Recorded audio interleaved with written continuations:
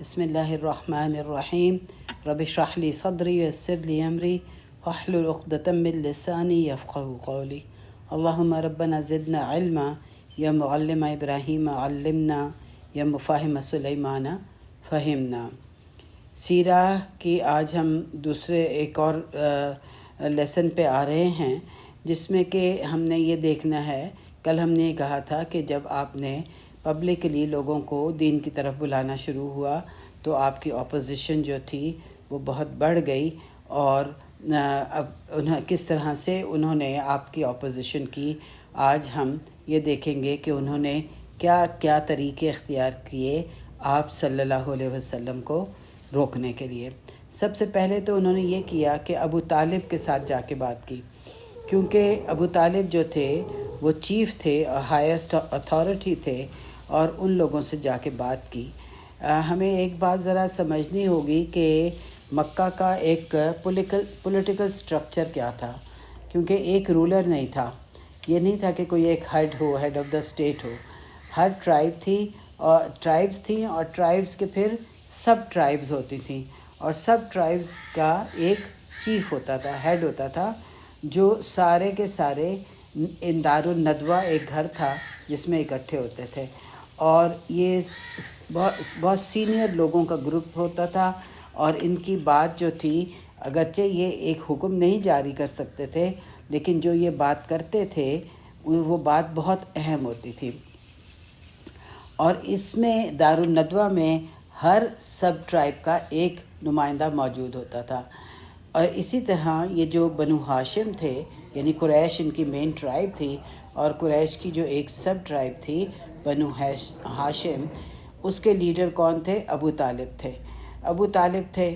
اس طرح سے یہ جو لیڈر ٹرائب کا ہوتا تھا، اس کے بارے میں ایک قانون تھا کہ وہ لیڈر جو ہے وہ کبھی بھی ڈسپوز نہیں ہوگا، یعنی ہٹایا نہیں جائے گا۔ دوسرا، کبھی بھی وہ ڈس اوبے نہیں کیا جائے گا، اس کی ہر بات مانی جائے گی، اور اٹ موسٹ رسپیکٹ اس کو دی جائے گی، سب سے زیادہ اس کو عزت دی جائے گی، اور اس کے مرنے کے بعد اس کی اولاد جو تھی وہ جگہ لیتی تھی۔ اسی طرح عبد المطلب کے بعد ابو طالب جو تھے وہ ہیڈ بنے تھے۔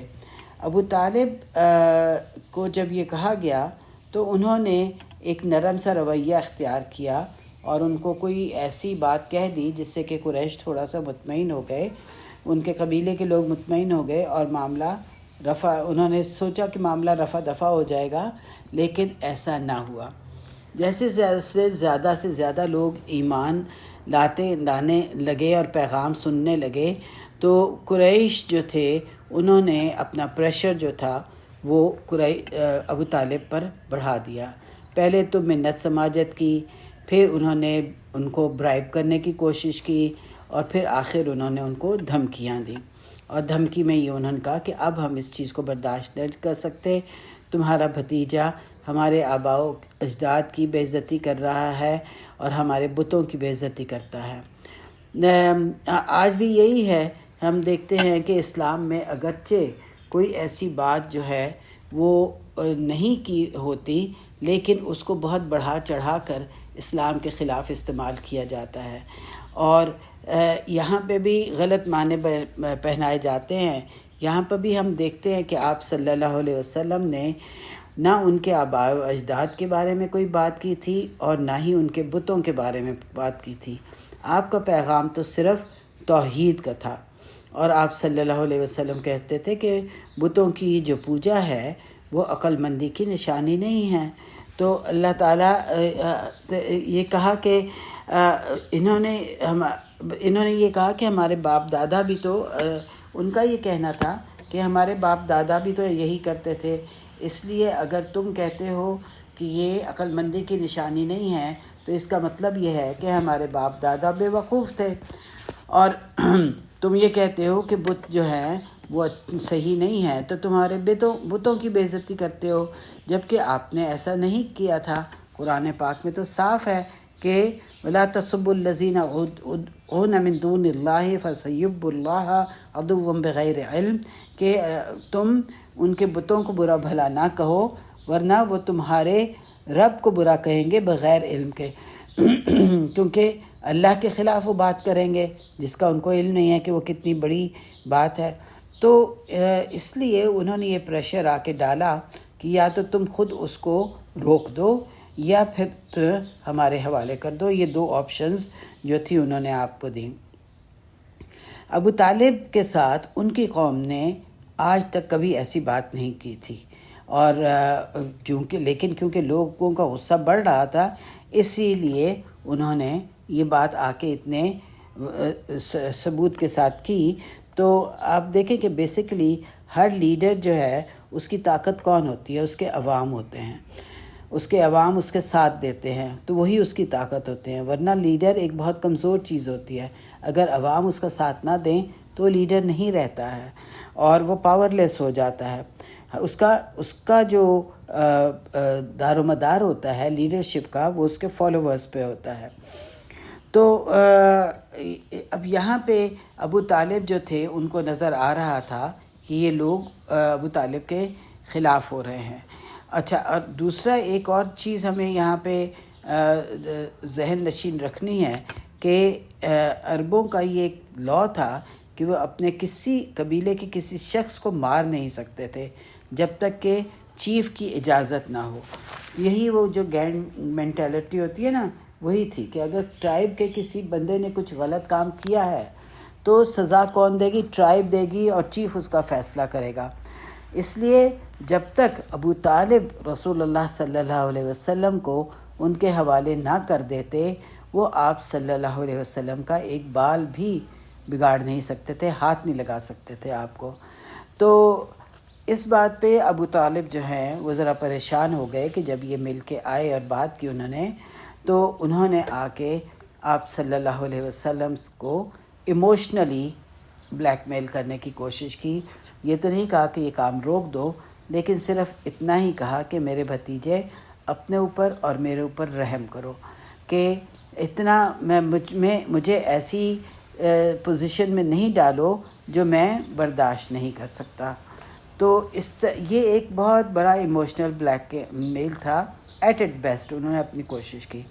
اور اب یہ وہ ایک ایسی سچویشن تھی جو آپ صلی اللہ علیہ وسلم کے بھی لیے بھی بہت ڈیفیکلٹ تھی، بہت ٹرومیٹک تھی، اور ان کی زندگی میں، کیونکہ ابو طالب کو آپ سے اپنے بچوں سے بڑھ کے زیادہ محبت تھی. اور ظاہر ہے کہ ان کے سگے بھائی عبداللہ کی اولاد تھے. تو رسول اللہ صلی اللہ علیہ وسلم ان کی بات یہ سن کے ذرا سے ایموشنل ہوئے، لیکن انہوں نے پھر آپ کو چچا کو یہ کہا کہ ایموشنل اس طرح سے ہوئے کہ ان کو تکلیف ہو رہی تھی نا ابو طالب کو.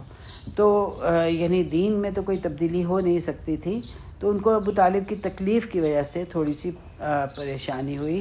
لیکن انہوں نے کہا کہ میرے چچا جان، اگر وہ میرے سیدھے ہاتھ پر سورج اور میرے دوسرے ہاتھ پر چاند بھی رکھ دیں تو بھی میں اس پیغام کو نہیں روک سکوں گا، یہاں تک کہ یا تو میں کامیاب ہو جاؤں یا پھر میں مر جاؤں اسی راستے پر. اور ایک دوسری روایت ہے کہ اس پہ انہوں نے یہ کہا تھا کہ کیا آپ سورج کو دیکھ سکتے ہیں؟ تو انہوں نے کہا ہاں.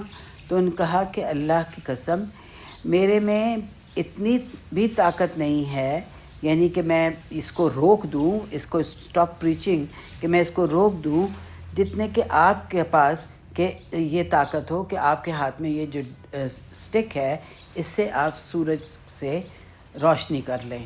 کہ جس طرح سے آپ اپنی سٹک سے سورج سے روشنی نہیں لے سکتے، اسی طرح میں اپنا جو یہ مشن کا ہے دعویٰ کا، اس کو روک نہیں سکتا. اب اس میں ایک معنی، ڈوئل معنی یہ بھی تھے کہ جو روشنی میرے پاس ہے یعنی اسلام کی، وہ سورج اور چاند سے کی کسی بھی روشنی سے بڑھ کر ہے، اور میں اسے بجھا نہیں سکتا ہوں. اگر وہ مجھے یہ کام تمام روشنی بھی دے دیں تو بھی میری روشنی اس تمام روشنی سے بڑھ کر ہے. یعنی ایک ڈوئل میننگ تھا اس پیغام میں انہوں نے. اور یہ بھی حدیث ہے کہ آپ نے ان سے کہا تھا کہ اگر یہ مجھے اس دنیا سے بڑھ کر کوئی بھی دے دیں، بیونڈ دس ورلڈ، یعنی اس دنیا سے بڑھ کر بھی کوئی چیز دے دیں تو بھی میں نہیں رک سکتا. اب جب ابو طالب نے آپ کے اندر یہ اخلاص دیکھی، یہ پیشن دیکھا، یہ سنسیئرٹی دیکھی، تو انہوں نے کہا کہ اے میرے بھتیجے، تم چاہتے ہو، جو تم کرنا چاہتے ہو کرو، اللہ کی قسم میں تمہارے پاس تمہیں روکنے کے لیے کبھی نہیں آؤں گا۔ اور اس بات پر وہ بالکل ثابت قدم رہے، اور انہوں نے اس کے بعد رسول اللہ صلی اللہ علیہ وسلم کے ساتھ تمام تکلیفیں برداشت کی، جس میں کہ ان کو نکال دیا گیا تھا مکہ سے، جو ہم آگے انشاءاللہ دیکھیں گے۔ لیکن وہ واحد نان مسلم تھے جنہوں نے یعنی آپ صلی اللہ علیہ وسلم کے ساتھ وہ مکہ سے نکلنے کے ساتھ رہے تھے۔ تو اب اس کے بعد یہ ہوا، اس کے بعد جب انہوں نے دیکھا کہ یہ بنو ہاشم جو ہیں وہ نہیں روک سکتے ہیں، تو اب یہ ہوا کہ پورا قریش کا قبیلہ جو تھا وہ اکٹھا ہو گیا، یعنی جو اور قریش کی سب ٹرائبز تھیں وہ بھی ساری اکٹھی ہو گئیں، اور انہوں نے کہا، آ کے ابو طالب سے یہ کہا کہ ٹھیک ہے، آپ نے کوشش کی ہے مگر آپ کامیاب نہیں ہوئے ہیں، تو ہمارے پاس ایک حل ہے، ہم یہ حل دیتے ہیں آپ کو اور وہ یہ ہے کہ ہم مکہ کا سب سے نوبل آدمی، سب سے نوبل لڑکا، یعنی ولید ابن مغیرہ، جو یہ ایک اور ٹرائب تھی نا، جو بنو مخزوم، جو ابو جہل کی ٹرائب تھی، کہ ہم ولید ابن مغیرہ، اس کا بیٹا عمارہ بن ولید جو ہے وہ دے دیتے ہیں، آپ اس کو اپنا بیٹا بنا لیں، اور آپ اپنا بیٹا یعنی محمد صلی اللہ علیہ وسلم کو ہمارے حوالے کر دیں۔ اس پر ابو طالب بہت غصے میں آ گئے، اور انہوں نے کہا کہ تم کتنا برا حال لائے ہو، تم یہ چاہتے ہو کہ میں تمہارا بیٹا لے کر اس کو کھلاؤں پلاؤں موٹا کروں، اور تم میرا لے جاؤ تاکہ تم اس کو مار دو۔ تو اس پر موتم بن عدی جو تھا، یہ ایک نان مسلم تھا، اگرچہ اس نے یہاں پہ تو ان کا لیڈر بن کے آیا تھا، لیکن اس نے بعد میں موتم بن عدی نے بہت اسلام کے لیے کافی کام کیا تھا۔ تو یہاں پہ اس نے یہ کہا کہ ابو طالب، تم لوگوں نے تو ہر کوشش کر لی ہے، کہ تمہارے لوگوں نے ہر کوشش کر لی ہے، اب فیصلہ کرو۔ اور یہ جو موتم بن عدی تھا، یہ موسٹ سینئر آدمی تھا، اور یہ کسی بھی چیز میں دخل نہیں دیتا تھا، لیکن اس کا بولنا جو تھا وہ ایک بہت معنی رکھتا تھا۔ تو اس نے جو ہے آ کے یہ کہا کہ موتم بن عدی نے کہ تم جو ہے یہ کیا کر سکتے ہو۔ اب اس کے بعد کیا ہو سکتا تھا؟ یہ ہو سکتا تھا کہ کیونکہ اب تو سب اہل مدینہ تھے، یعنی ایک طرف ابو طالب تھے اور دوسری طرف سارے اہل مدینہ تھے، تو یہی ہو سکتا تھا کہ وہ ابو طالب کو لیڈرشپ سے ہٹا دیں۔ لیکن ابو طالب جو تھے، جو کہ ابھی تک آج تک کبھی بھی عرب میں ہوا نہیں تھا، انہرڈ تھا کہ کسی کو لیڈرشپ سے ہٹا دیا جائے، تو ابو طالب نے بہت بہادری سے جواب دیا اور موتم سے یہ کہا کہ موتم، یہ تو ایک ایسا پلاٹ ہے جو تم نے پہلے سے بنایا، یعنی پلانڈ ہے تمہارا، یہ تمہاری ساری پلاننگ ہے، تم جو چاہے کر لو، میں اپنی جگہ سے نہیں ہلوں گا۔ اور انہوں نے بڑی ہمت سے بات کی، حالانکہ آپ دیکھیں کہ ان کے پاس کوئی سپورٹ نہیں تھی، سارا مکہ ان کے خلاف ہو چکا ہوا تھا، کوئی سپورٹ نہیں تھا۔ اور پھر اب ابو طالب نے ایک کوئی نظم لکھی تھی جس میں کہ انہوں نے شکایت کی تھی کہ تم اپنے ہی جو رشتہ دار ہیں ان کے خلاف کر رہے ہو کام، اور یہ انہوں نے بڑی اچھی نظم لکھی ہوئی تھی، انہوں نے پڑھی تو اللہ کا کرنا یہ ہوا کہ وہ سب بیک ڈاؤن کر گئے اور خاموش ہو جائے۔ بات یہ ہے کہ ابو طالب کو تو رسول پاک صلی اللہ علیہ وسلم سے شدید محبت تھی، لیکن رسول پاک صلی اللہ علیہ وسلم کو بھی بہت شدید محبت تھی۔ وہ ایک باپ اور ماں دونوں تھے، 2 in 1 تھے ان کے لیے۔ اس کے باوجود آپ صلی اللہ علیہ وسلم نے بہت کوشش کی کہ وہ اسلام لے آئیں، مگر وہ نہ مانے۔ آپ کی عمر اس وقت 53 ایئرس کی ہو چکی تھی، اور ابو طالب جب اپنے ڈیتھ بیڈ پر تھے تو آپ نے ان سے یہ کہا تھا کہ یا اب قل کلمہ، ایک کلمہ کہہ دو، حاجو کا، میں تمہارے لیے جھگڑا کروں گا اللہ تعالیٰ سے، اللہ کے سامنے آرگیو کروں گا، صرف ایک کلمہ کہہ دو۔ تو لیکن کیونکہ یہ آج ہم نہیں اس چیز کو سمجھ سکتے کیونکہ یہ ٹرائبلزم نہیں ہے، لیکن پھر بھی ہمارے ہاں خاندان پروری تو کچھ حد تک ہے، تو ہم یہ دیکھتے ہیں کہ وہاں پہ یہ تھا کہ ان کا جو نسب تھا وہ ان کے لیے فخر کی سب سے بڑی وجہ تھی. یعنی ابو طالب کا یہ فخر کہ وہ عبد المطلب کے بیٹے ہیں، یہ سن آف اے جائنٹ، یہ عربوں کے لیے اہم ترین چیز تھی. ان کی لینیج بہت اہم تھی.